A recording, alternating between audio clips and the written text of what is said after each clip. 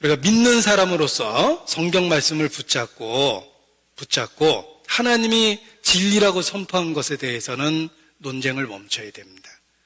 그런데 우리의 생각은 거기다가 토를 달아서 정반대 생각을 만들어내요. 그런 생각이 들 때마다 우리의 생각을 사로잡아서 그리스도에게 복종케 해야 됩니다. 때로는 하나님의 거룩하고 선하시고 진실하시고 의로우시고 공평하신 것에 대한 의문이 생깁니다.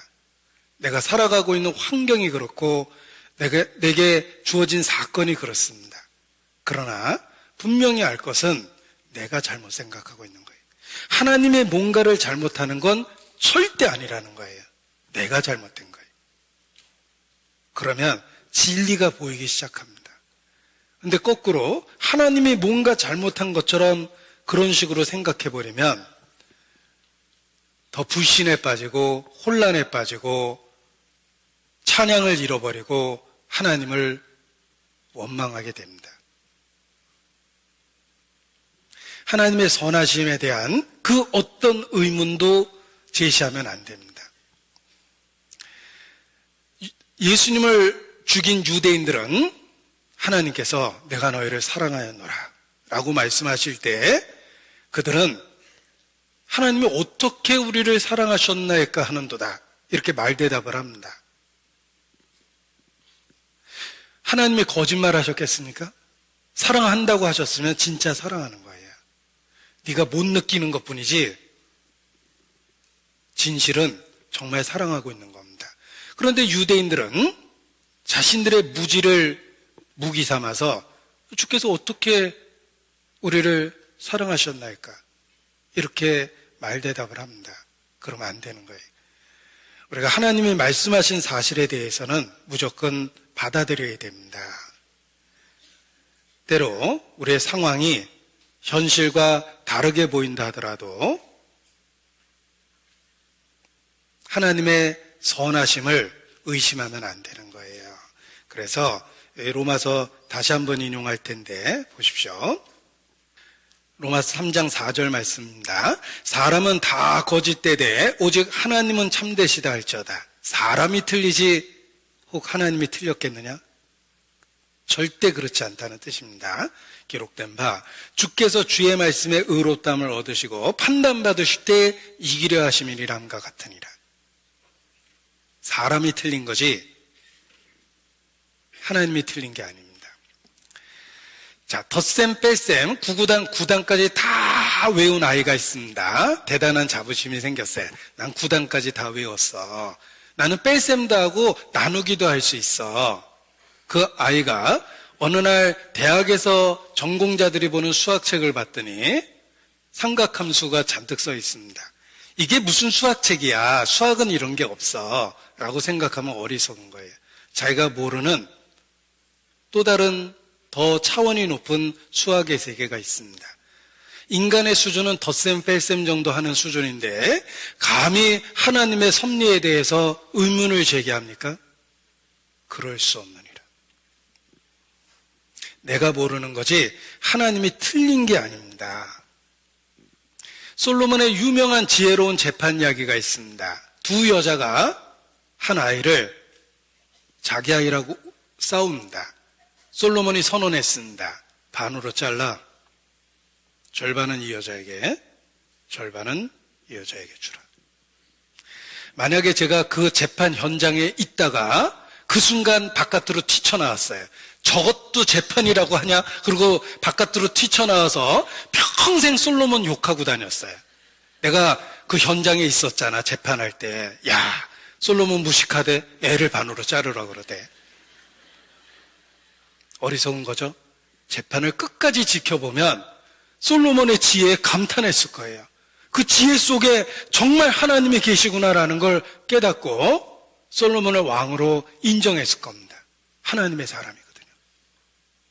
그런데 재판 중간에 튀쳐나와서 평생 솔로몬을 욕한다면 정말 어리석은 사람입니다. 사람이 그래요.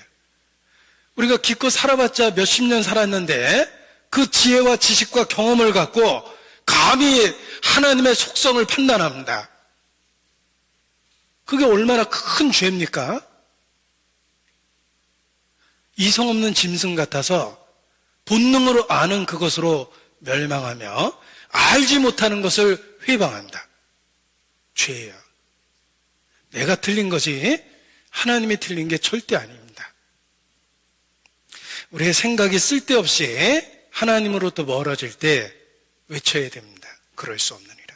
하나님은 참되십니다. 이사야서 29장 16절 보겠습니다. 이사야서 29장 16절. 자, 화면에 표시했습니다. 너희의 패리함이 심하도다. 토기장이를 어찌 진흙같이 여기겠느냐. 지음을 받은 물건이 어찌 자기를 지은 자에 대하여 이르기를 그가 나를 짓지 아니하였다 하겠으며 빚음을 받은 물건이 자기를 빚은 자에 대하여 이르기를 그가 총명이 없다 하겠느냐. 말도 안 된다는 상황이다라고 하나님 말씀하십니다. 토기장이가 그릇을 만들었는데 그 빚음을 받은 그릇 주제에 토기장이에 대해서 이러쿵저러쿵 이야기할 수 있겠느냐. 그가 나를 짓지 아니하였다. 무신론, 진화론, 저절로 된 거야. 마치 부모를 무시하고 나는 애비애미도 없다라고 소리치는 사람하고 똑같은 겁니다. 그가 나를 짓지 아니하였다. 천하의 폐륜하죠. 영적으로. 또 그에게 총명이 없다. 설마 하나님이 나만 못해가지고 그렇게 하셨겠습니까? 하나님이 왜 그렇게 하셨는지 진지하게 알고자 무릎을 꿇으면 하나님이 겸손한 자에게 음성을 주십니다. 그런데 무릎을 꿇는 것보다는 하나님을 비난하는 쪽을 택한 거예요. 왜 하나님 그렇게 하십니까? 저는 불신자 시절에 하나님에 대한 끝없는 의문을 갖고 있었습니다. 왜 결론적으로 지옥 가는 사람이 더 많은 세상을 왜 만드셨을까? 지옥이 있다라고 예수 믿으라고 이야기하면 칼들이 되고 안 믿으면 죽이겠다고 하는 강도하고 똑같은 거지. 왜 인간에게 공포감과 두려움을 줘서 예수님을 믿으라고 하는 걸까? 선악과도 그래. 그걸 동산 중앙에 만들면 어떡해. 눈에 딱 보이잖아. 먹으면 죽는 그 위험한 걸 왜 동산 중앙에 만들어. 아버지가 권총에다 장전에다 놓고 안방에다 놓고 나가면서 내가 쏘면 죽는다고 그러는 아버지 어딨어. 권총 치워야지. 왜 동산 중앙에 선악과 만든 거야. 그리고 먹을 때 솔직히 말리셨어야지. 다 먹고 나니까 나타나서 먹었냐 그러면 어떡해. 그리고 생각해보면 먹을 거 아셨잖아. 아셨는데 왜 그런 걸 만들어가지고 이 고생을 시키는 거야. 그런 쓸데없는 논리가 머리에 가득했어요. 그리고 내 머리로 이해가 안 가니까 쉬운 결론을 내렸어요. 하나님 없는 거야. 그럼 하나님 있어도 안 믿어. 진짜 어리석었던 거예요. 내가 몰랐던 거예요. 하나님은 진실되고 참된데 내가 몰랐던 거예요. 그걸 깨닫고 성경을 살펴보는 순간 그렇게 궁금했던 것에 대한 의문들이 놀랍게도 하나씩 풀리기 시작했어요. 송사에 원고의 말이 바른 듯 하나 그 피고가 와서 밝히느니라. 성경 말씀을 듣기 시작했을 때 나의 무지가 하나님에 대한 오해를 만들어냈다는 걸 확실히 알았어요. 사람이 거짓된 거구나. 내가 틀린 거구나. 그러면 그렇지. 하나님은 참되시고 의로우신데 내가 그 하나님의 섭리를 잘 이해를 못한 거구나 라는 걸 알았어요. 욥이 그렇습니다. 욥이 왜 하나님의 사람이니까? 욥은 설명할 수도 없고 이해할 수도 없는 고통을 받았어요. 욥의 아내의 대사는 딱 하나입니다. 하나님 욕하고 죽어. 이게 욥의 아내가 하는 말이에요. 욥이 다 좋은데 장관 잘못 간 것 같아요. 근데 아무튼 그때 욥이 정말 믿음의 말을 합니다. 우리가 당신의 말이 어리석은 여자 중에 하나의 말과 같소. 우리가 하나님께 복을 받았는데 재앙도 받지 아니하겠소. 하나님의 선하심이 있다라고 생각한 거예요. 이해할 수는 없지만. 하나님은 내가 겪고 있는 상황이나 사건을 이해하라고 말씀하시는 게 아니에요. 믿으라고 얘기하는 거예요.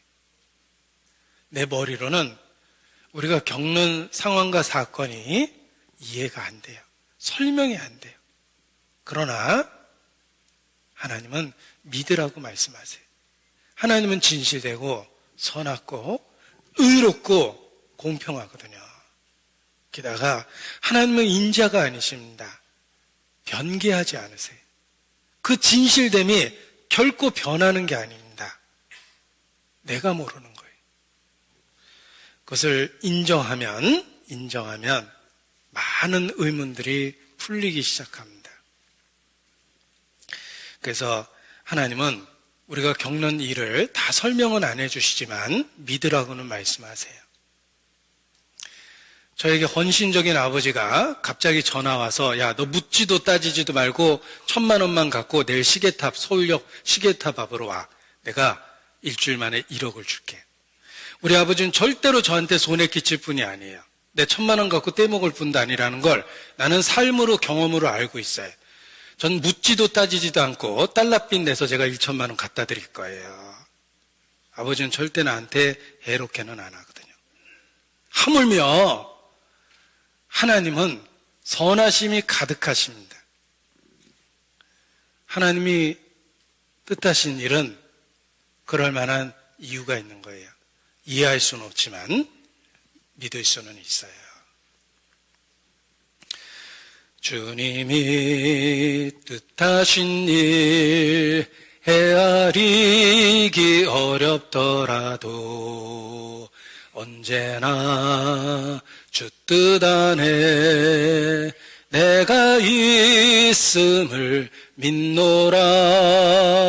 이 믿음 더욱 굳세라. 찬송도 하죠. 주님이 뜻하신 일 헤아리기 어렵더라도 언제나 주 뜻 안에 내가 있음을 믿노라. 이 믿음 더욱 굳세라. 그것이 우리의 올바른 마음입니다. 하나님의 선하심에 의문을 제기하면 안 됩니다. 혹 그런 엉뚱한 생각이 들면 그럴 수 없느니라. 사람이 거짓된 것이 하나님은 참되시다 할지어다. 그것이 믿음의 사람의 올바른 태도입니다. 제가 힘들 때 저한테 들려주는 찬송입니다. 내가 걷는 이 길이 혹 굽어돌 수 있어도 내 심장이 울렁이고 가슴 아파도 나 여전히 주님을 신뢰하는 까닭은 하나님은 실수하지 않으심일세. 내가 걷는 이 길이 혹 굽어돌 수 있어도 내 심장이 울렁이고 가슴 아파도 나 여전히 주님을 신뢰하는 까닭은 하나님은 실수하지 않으신다네. 이미 그리스도를 통해서 하나님의 신실하심을 경험했기 때문에 이해할 수는 없어도 믿을 수는 있는 겁니다. 따라서 하나님의 선하심과 진실하심에 대한 의문이 들 때 우리도 외쳐야 됩니다. 그럴 수 없느니라. 르호보암이 하나님께 죄를 졌습니다. 징계를 받았는데 르호보암이 비로소 백성들을 모아놓고 딱 한마디를 할 때 하나님의 그 징계를 돌이키셨어요. 르호보암이 어떻게 했나 보겠습니다. 역대하 12장 6절입니다. 같이 읽죠. 이에 이스라엘 방백들과 왕이 스스로 겸비하여 가로되 여호와는 의로우시다 하매, 자신들이 이러한 곤란과 고통을 받는 것이 당연하다. 우리가 하나님께 죄를 지은 것이 맞다. 하나님이 이런 결정을 한 것은 하나님의 의로움이다. 그게 겸손이고 회개예요. 왜 나한테 이런 고통을 주십니까? 그게 불신이에요. 이 르호보암은 자신의 삶에 위기가 생겼을 때 하나님의 결정이 옳다라는 걸 알았어요. 이렇게 징벌 받는 게 마땅하다. 이런 결정을 하신 하나님, 적들을 끌어다가 우리를 유리케 하신 그 하나님은 의로우십니다. 그러나 우리를 불쌍히 여겨주시옵소서. 그게 겸비하는 거예요. 그래서 하나님이 징계를 그들이 받을 만하게 경감시켜 주십니다. 처음엔 싹 쓸어버리려고 그랬거든요. 하나님은 모든 행위에 의로우시고 모든 행사에 은혜로우십니다. 그의 진실하심을 결코 마음에 의문을 품으면 안 됩니다. 쓸데없는 생각이 들거든 절대 그럴 수 없다는 것을 외쳐야 돼요.